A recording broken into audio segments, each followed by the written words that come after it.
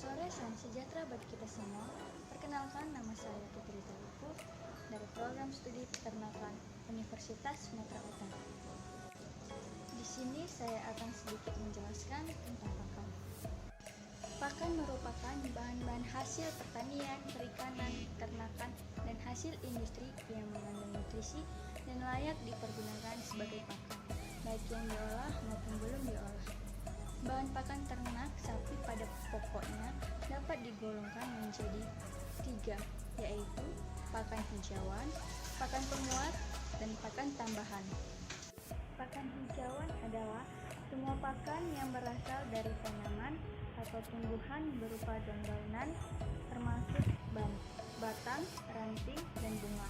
Yang termasuk kelompok pakan hijauan adalah rumput, legum, dan tumbuh-tumbuhan lain.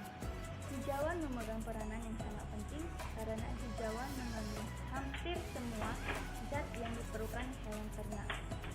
Kelompok pakan hijauan ini termasuk pakan kasar, yaitu bahan pakan yang berserat kasar yang tinggi. Ternak ruminansia akan mengalami gangguan pencernaan bila kandungan serat kasar terlalu rendah.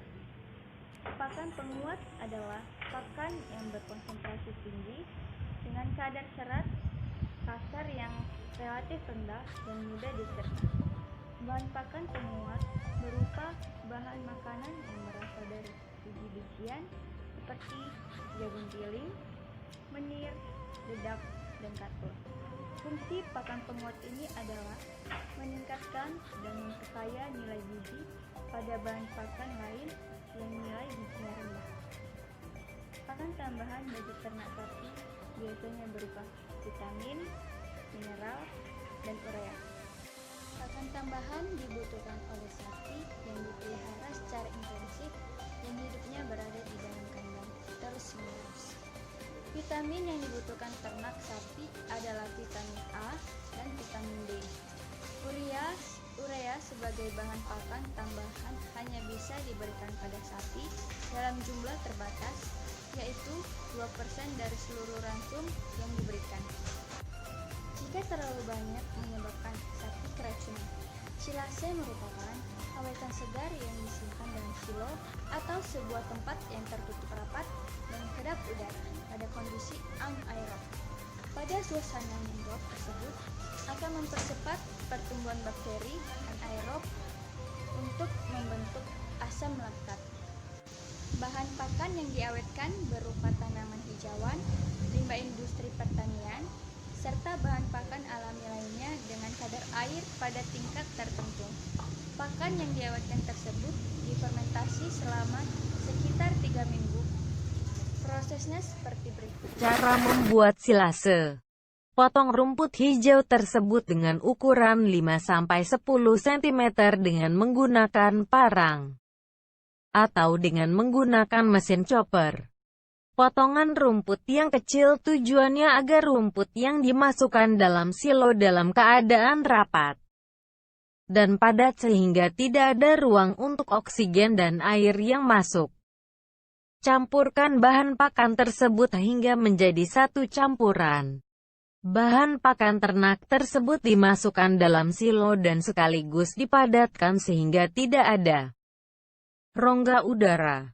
Bahan pakan ternak dimasukkan sampai melebihi permukaan silo untuk menjaga kemungkinan terjadinya penyusutan isi dari silo. Dan tidak ada ruang kosong antara tutup silo dan permukaan pakan paling atas. Setelah pakan hijauan dimasukkan semua, diberikan lembaran plastik dan ditutup rapat. Dan diberi pemberat seperti batu atau kantong plastik yang diisi dengan tanah. Cara pengambilan silase.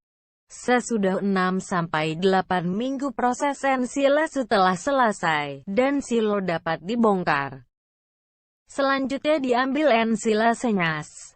Proses silase yang benar dapat bertahan 1-2 tahun, bahkan lebih. Hal-hal yang harus diperhatikan dalam pembuatan silase adalah memahami prinsip teknik pembuatan silase sehingga diperoleh silase dengan kualitas yang baik. Berikut beberapa prinsip pembuatan silase, yaitu waktu panen, pelayuan, pemotongan, dan pemadatan. Proses fermentasi silase terdiri dari 4 tahapan, yaitu fase aerobik, fase fermentasi, fase stabilisasi, dan fase feed out. Baiklah, demikian. Terima kasih atas perhatiannya. Tetap jaga kesehatan dan jangan lupa pesan ibu, yaitu memakai masker, menjaga jarak, dan mencuci tangan di air yang mengalir. Saya Putri Zalku. Terima kasih.